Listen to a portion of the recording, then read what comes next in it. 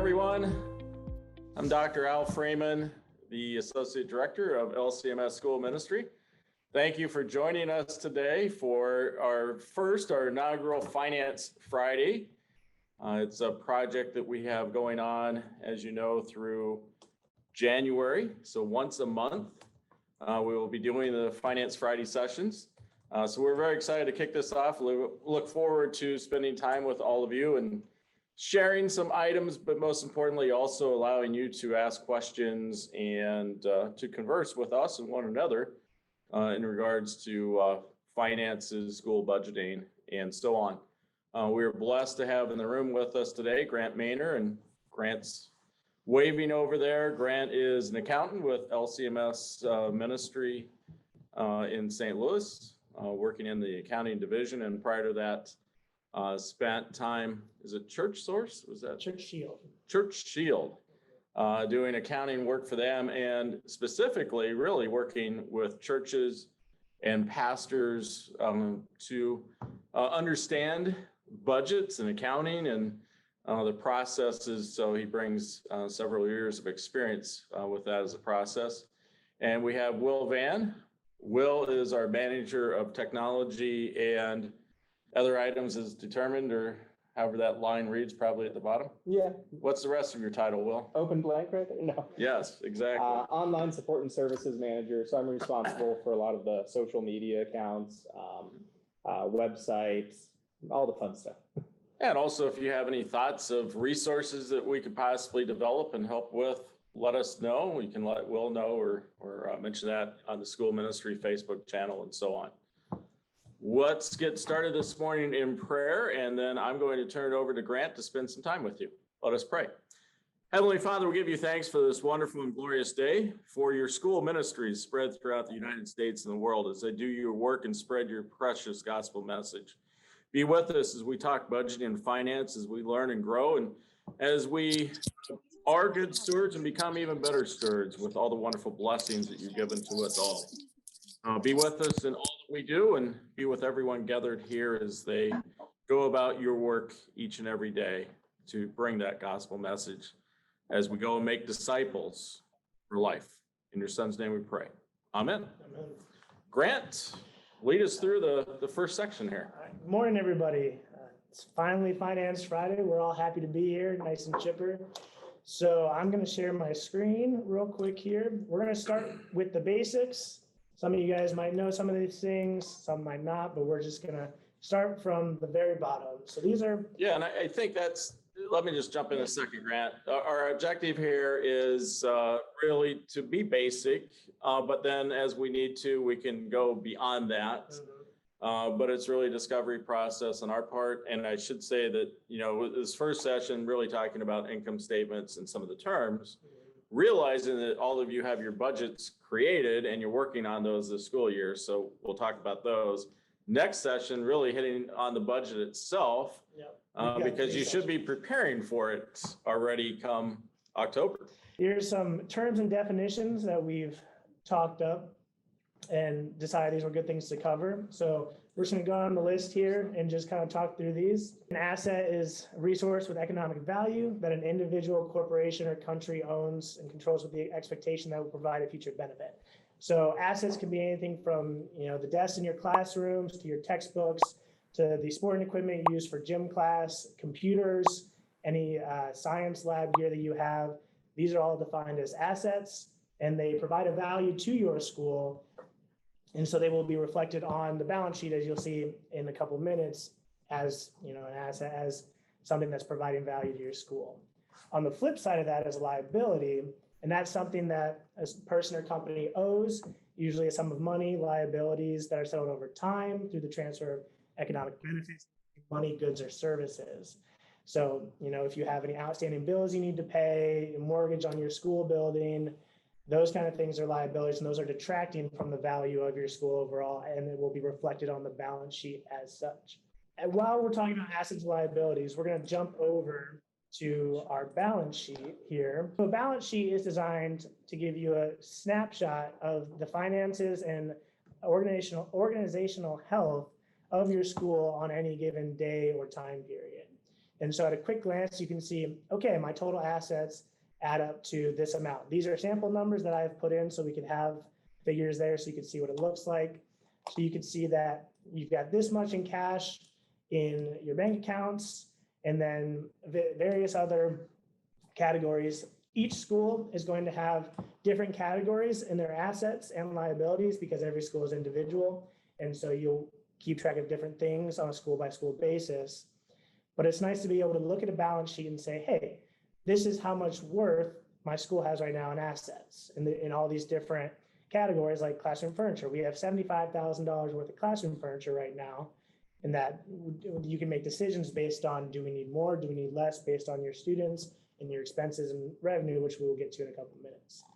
Then you just go down to your liabilities. You can take a quick look and say, okay, I have this much outstanding in terms of bills that we still owe, our mortgage that we still owe is this amount, and anything else that might be on your books as a liability. And so as an overall view, it's nice to be able to see, like I said, that snapshot of this is what we have, this is the value that we have, but also this is the things that we have working against our school as detractors currently. One of my favorite accounting terms with the balance sheet is always ALLO, assets And liabilities. and owner's equity. Owner's equity. So that's the accounting formula is assets equals liabilities and stockholders' equity. And so it always has to balance. So or in our case is nonprofits. So our assets equal liabilities plus our owner's equity, that would be our cash at the end, our revenue at the end. Yep. So you'll see on this that both match. And as Grant's showing you there too, one of the things that we always do, and at the end of the year when we do our financial reviews, or if you have an audit, you'll see prior year, previous year, and then the current year ended. To give you really good accounting, where are we? Are we growing, or are we struggling, and what areas? Yeah, and that's always a really good thing to keep in mind, and something that we will delve into further when we get into the budget stuff is what are our trends throughout the year compared to the previous year or even 5 years ago? Are we on a growth trend or a decline trend? And so that's always good to have an idea of what's happening there. So we're going to go back to the fund terms and definitions, and we're going to talk about revenue. So revenue is any money that you generate from business operations, and that's usually calculated as the average sales price times number of units sold. In a school's case, that's going to be tuition that you bring in from students, any fundraising that happens throughout the year, or any other auxiliary sources of cash that schools have coming in, whether that's concessions at sports games, things like that. So all your revenue is just the cash that comes in throughout the year that's being paid directly to the school. On the flip side, the expense is your cost of operations in order to generate that revenue. And so when you pay for maintenance on your building, you're paying your teachers, you're buying new equipment, new textbooks, all that will be an expense, and it will count against your revenue so that you end up with that net income number at the end of the year. As Al was saying, your year-end financial review, you'll end up with that nice number, which is your revenue minus the expenses throughout the year. And one of the big tracking items here is obviously revenue and expenses. If your expenses are exceeding revenue, what happens, Grant? You go out of business. Yeah, or one of my non-favorite terms, fiduciary crisis, where you really have to figure out then, this is why it's so important as you're tracking all of these things, are our expenses exceeding our revenue? And if that's the case, what's going on? And how do we close that gap so that we can continue as a ministry? Otherwise, we're in trouble, and you'd be taking it out of reserves and hopefully other items that maybe keep you going. But obviously, that's a finite time period until you no longer exist as a ministry. And that's called operating on a deficit. And that means you're using money that isn't for this year yet, or isn't actually yours yet. And so as you continue to operate on a deficit, you eventually end up bankrupt. Yeah, and I might, make the pitch here. Why Finance Fridays? Why are we doing this? The number one cause of a Christian school, and there's all kinds of studies out there that verify this, of a Christian school ceasing to exist is financial problems. Well, right, that makes perfect sense. We don't have any money. We can't keep going. But the number two reason is leadership. and they go together, obviously, and that finance issue becomes one of often we as school leaders don't understand finance enough or don't pay attention to the tracking of these things. And by the time we do start paying attention, it's too late. So our priorities have to be understanding finance and tracking that finance and having a financial plan that's not just by the day, but multi-year. We'll talk about that later. And so one of the things that you can track with revenues and expenses that'll give you a good idea of where you're at financially is your cost per student. And so that is your expenses for the entire fiscal year of your school divided by the number of students enrolled that year. And, that's something Al has stressed to me is really important to keep in mind, because if you are, say, having a super high cost per student, then there's, something not going. Yeah, usually, you have to look at your personnel expenses then, and do you have enough teachers or too many teachers? What are the other expenses that are going on there? And obviously, a big one is cost per student, and then utilizing that to reflect on your tuition as well. And what's the gap? And we know that there's always a gap. That's why we have fundraising becomes so important in our Lutheran schools, because our tuition might be $8,000. But our cost per student might be $12,000, so we know we have a gap there of $4,000. Yeah. And then you start throwing in financial aid, and it gets even as a bigger gap, because it might be that you have $8,000 as your tuition, $12,000 cost to educate, but perhaps you have some students because of financial aid who are paying $5,000, and so on. So again, those are things we'll talk about later on too, but definitely keep that in mind. And if you do not have your cost per student calculated, do so. Yes. And that'll be important when we go into that budget realm next week.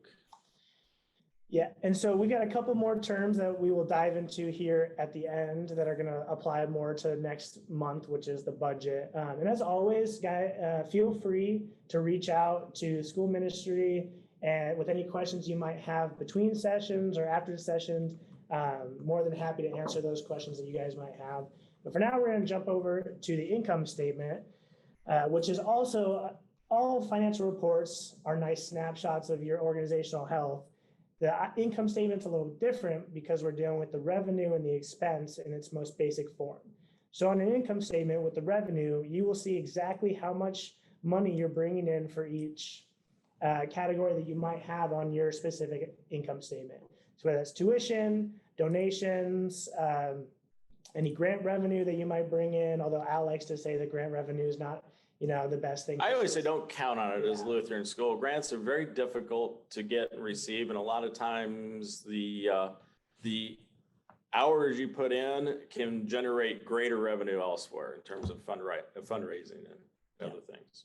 And so then you'll end up with a number that's your total revenue for that year to date, that specific month. You can run an income statement for just 1 month at a time, for the entire year at a time. There's several different options to give you the financial image that you're looking for. And I always say it's nice, have last year's income statements. So September income statement from last fiscal year and then this fiscal year. So again, you can compare. It's always about comparing and seeing those snapshots to see the health or the concerns that you might have in different areas so you can track it.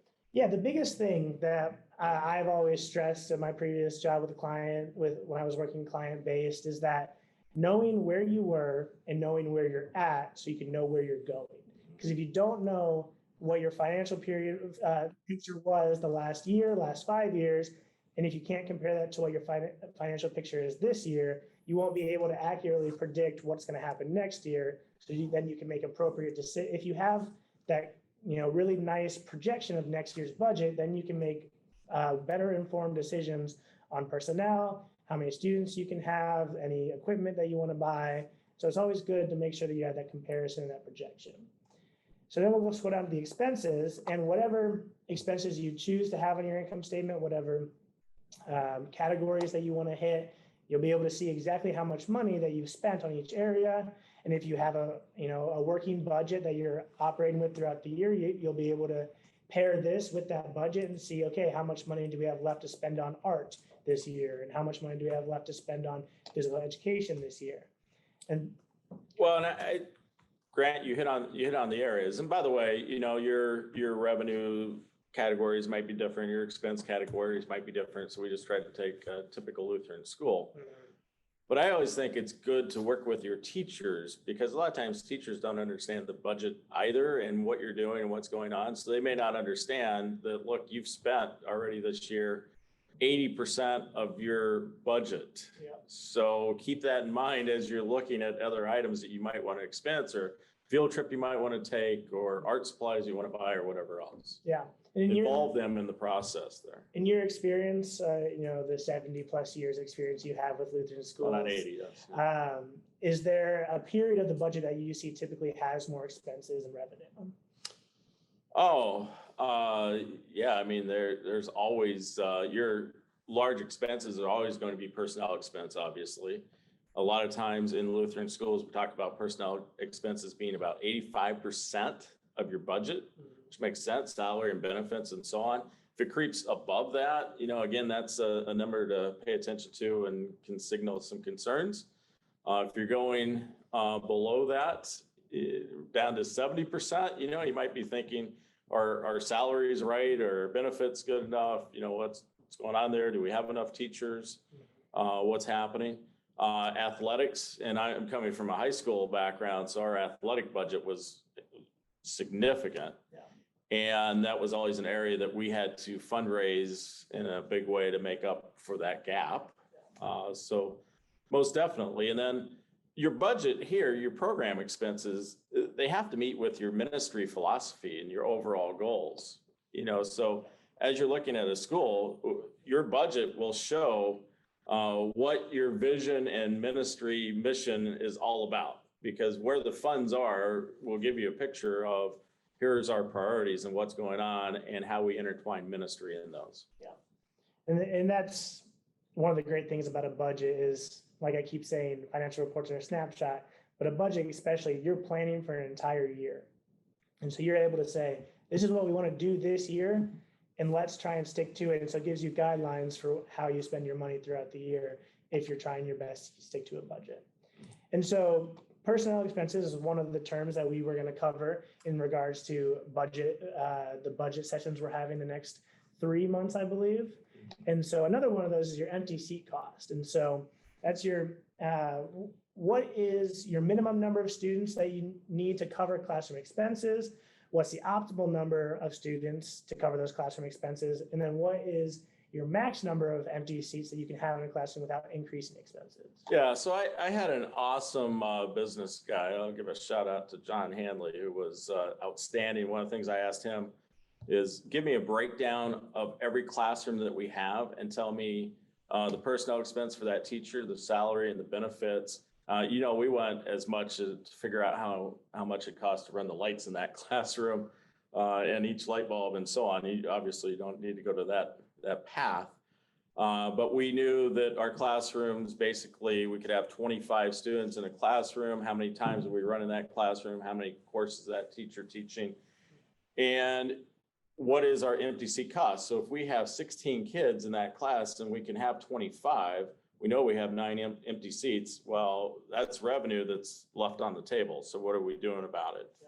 And how do we address that? So we were very intent, not only cost per student, figuring that out, showing the relationship of cost per student to our tuition, but then our empty seat cost as well, trying to figure out how to address that so we could maximize revenue with tuition, but also maximize the number of students in our classroom, because that's our ministry. Yep. If they're not in our classrooms, we do not have the ability to preach that gospel message to them each and every day in so many different ways. So we were concerned about it in a couple of ways. Most importantly, the ministry aspect of it. So yeah, empty seat cost, and then down below, funding sources. Where does your revenue come from? Financial aid, not financial tickets you were talking about from the community, Al, community support for tuition. Absolutely, yeah. So you get out and figure out what your tuition rates are, what the gap is. And again, how to address those. And it's great to sit down with parents, great to sit down with families, outstanding to sit down with donors and say, look at what we are accomplishing, but we can only do it with you. Here's our cost to educate, here's our tuition, and here's our needs, and here's how we are putting your dollars to work for this ministry to be healthy and reach so many families, Yeah. because we're reaching students, but those students are going home and are impacting the family as well. Absolutely. And so those funding sources, a good thing to keep in mind for next month, and also your student expense gap, which we've touched on a little bit in what we've been talking about, but that's just your costs per student compared to the tuition that you're charging, right? Yeah, and your funding sources, obviously the biggest one for our schools is always tuition, right? Revenue from tuition is going to be the mainstay, and it's making sure that your tuition is right, because as Lutheran schools, one of the things that I think I see quite a bit, I was a district ed exec before, it's always that concern. Well, we can't charge too much for tuition or they won't come. We have awesome Lutheran schools. You're doing amazing work. You set the tuition at a rate that does what you need to do for the ministry, including keeping your teachers healthy, your workers healthy, through the pay that they should be receiving, the benefits they should be receiving, so that healthy workers create healthy ministries. Healthy ministries have healthy workers. So they have to go together. But to do that, you really have to understand what the tuition should be. And you can only do that with this budgeting aspect. So it's all intertwined. And then you have to figure out, a lot of times we talk third source funding, donors, and figuring out how to approach those donors and what that gap is for tuition and the cost of educating. And then, how to make that happen in so many different ways with other funding sources. And also remember, you can generate revenue in different ways. It's not tuition and fundraising only. Our buildings are sitting there and can be utilized for different events and different aspects, and renting facilities out for meetings and games and club sports or some other things. Grant talked about your assets. So your building is your largest asset, right? Absolutely. Do a little asset mapping, figure out how can we utilize this space when we're not in it to be a generator of revenue so that we can keep tuition as low as we possibly can. Brainstorm, talk to your board members, talk to your educators. What ways can we bring revenue in that we haven't approached yet? And there's quite a few creative ways to generate revenue outside of tuition and just the fundraising approach. Thank you for joining us on the Kickoff to Finance Friday. Again, if you have any questions, reach out to us in the various ways. Blessings on your day. I know we're scheduled to go until 11 o'clock Central, so take maybe you can Coffee break. whole way in your office for 20 minutes and say the session's still going on and accomplish all that work that I know all of you do. Thank you for your ministry. Blessings today and always.